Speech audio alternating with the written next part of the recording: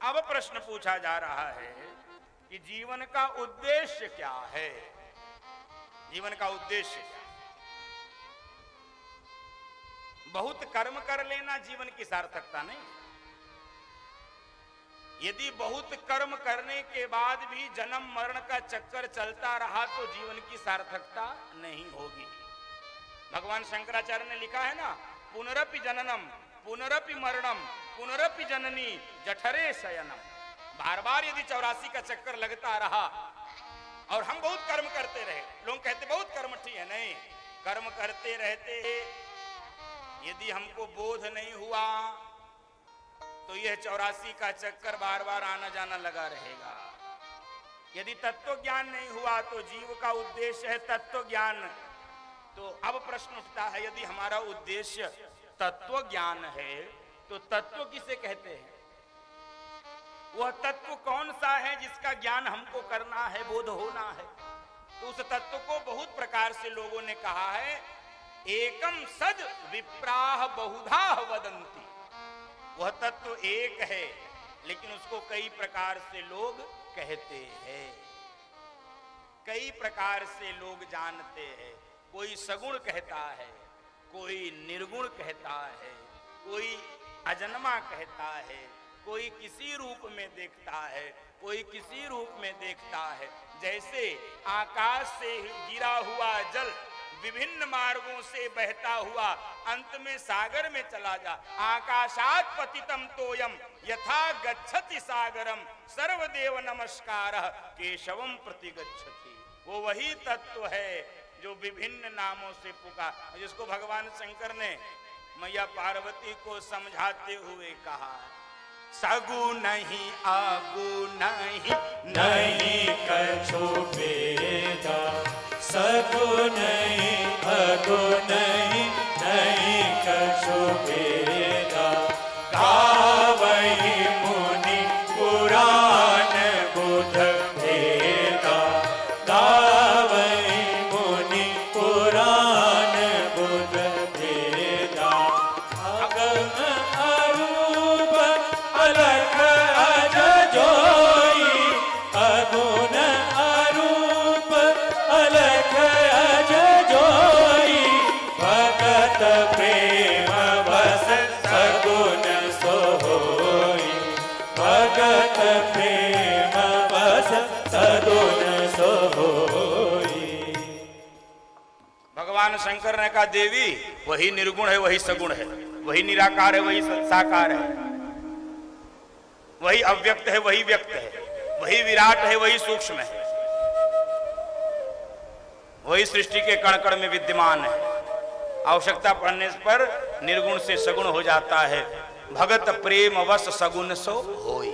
भक्तों के प्रेम में वो, कई बार लोग कहते हैं कि निर्गुण सगुण समझ में नहीं आता है। क्या है निर्गुण सगुण? आपको बड़ी छोटी परिभाषा अथवा उदाहरण आप समझ जाएंगे कि भगवान यदि निर्गुण है तो सगुण क्यों होता है? क्यों होता है भाई? निर्गुण होकर क्यों नहीं काम चला सकता है? आपको संसार का उदाहरण बता रहा हूं, आपको स्पष्ट हो जाएगा क्यों नहीं काम चलता है निर्गुण होकर। आप बताओ, इस संसार में वायु हमेशा रहती है कि नहीं? बिना वायु के एक क्षण भी कोई जीवित नहीं रह सकता है। यदि एक क्षण के लिए वायु रुक जाए तो प्रलय। वायु रहती है तो ये बताओ कूलर क्यों लगाए, पंखा क्यों लगाए हैं? वायु के बिना कोई जीवित नहीं रह सकता तो क्यों नहीं बिना पंखा कूलर के रहा जाए? तो समझो, जो वायु सृष्टि में है वो निर्गुण है। वो क्या है? निर्गुण। और जो कूलर से हमको हवा दे रही वो क्या है? सगुण। काम किससे चलेगा? इससे कि उससे? बंधुओं माताओं, इसलिए भगवान भक्तों के प्रेम में हमारा काम चल सके, हमारा काम हो जाए, इसलिए निर्गुण से सगुण हो जाता है। एक बड़ी सुंदर कथा है, कभी भी अवसर लगे, अकबर बीरबल की, बहुत सुंदर कथा है। इसी चूंकि अकबर बहुत मजाक करता था, मजाक ही नहीं, उपहास उड़ाता था। क्योंकि बीरबल सनातनी था, हिंदू था, तो उसका बहुत मजाक उड़ाता था, जगह जगह पर उड़ाता था। अब कभी मौका मिलेगा तो सुनाएंगे, हैं? सुना दे। अच्छा,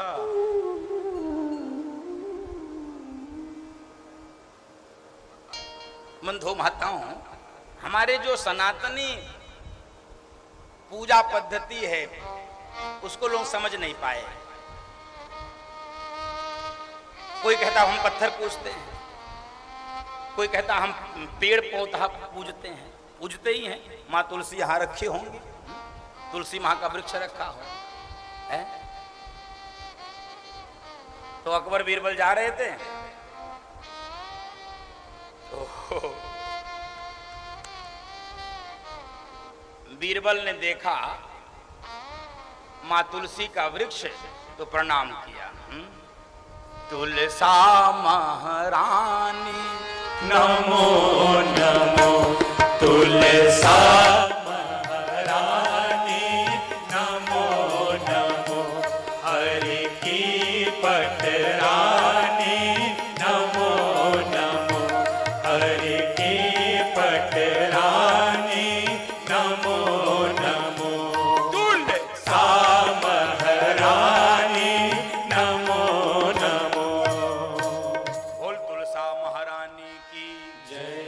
ऐसे ही बीरबल ने कहा तुलसा महारानी की जय। अकबर को लगा अच्छा तुम्हारे मम्मी पापा सब सड़क पे घूमते रहते हैं, ये मम्मी तुम्हारी माता जी का यहाँ। अब उठाया अकबर ने और पूरा तुलसी का वृक्ष पकड़ के उखाड़ के फेंक दिया। कह लो तेरी माँ की यही औकात है। मैंने कहा बेइज्जत करने के लिए, उपहास करने, हिंदू धर्म का अपमान करने के लिए। और इस देश में दुर्भाग्य से इतिहासकारों ने उसी को महान बताया है। इस देश में अकबर को महान बताया गया, राणा प्रताप को नहीं बताया गया। ये दुर्भाग्य है इस देश में। इसने उपहास किया, उखाड़ के कहा ले तेरी माँ। तो बीरबल होशियार तो बहुत था, इसलिए वो नवरत्न था। थोड़ी दूर और आगे चला, कहे रुको अभी बताते हैं। एक आप जानते होंगे सड़क के किनारे एक पेड़ मिलता है केवांच का, सब जानते हैं। और जहां छुआ जाता है मार डालता है, खजुआते खजुआते हैं। तो जैसे केवांच का पेड़ बीरबल ने देखा, बोला जय हो पिताजी की जय हो। बीरबल ने कहा जय हो पिताजी की।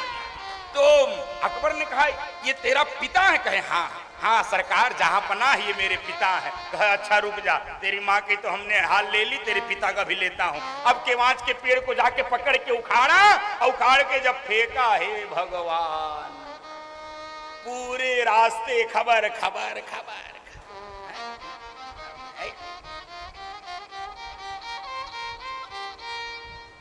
पूरी रात। अब कहने लगा भैया तेरे पिताजी बड़े खतरनाक हैं, तेरे पिताजी बड़े खतरनाक हैं, इसका कुछ इलाज बता दे, इसका कुछ इलाज बता दे। अब वही अकबर गिड़गिड़ा रहा है कि इसका इलाज है कि अब मेरी फिर एक माँ के पास चलो, तब इसका इलाज होगा। तुमने माँ का अपमान किया था, इसलिए मेरे पिताजी ने तुम्हारा ये असर किया।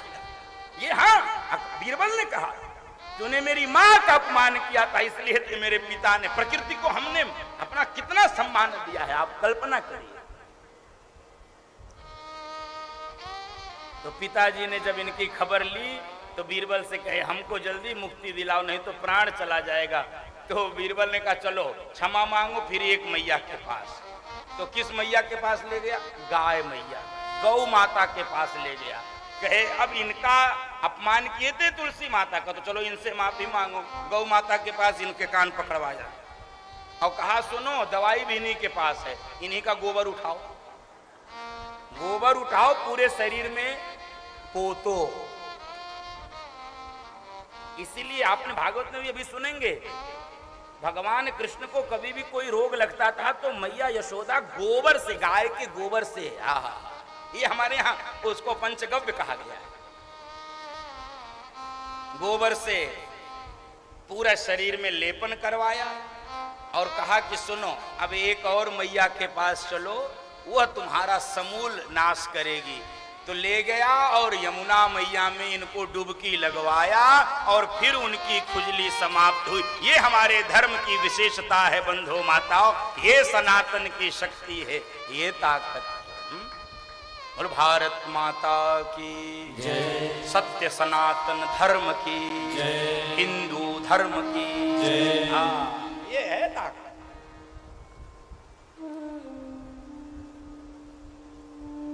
हमने सर्व रूप में स्वीकार किया है। 24 अवतार हुए हैं और उन्हीं अवतारों की कथाओं को भागवत में आगे सुनाया जाएगा।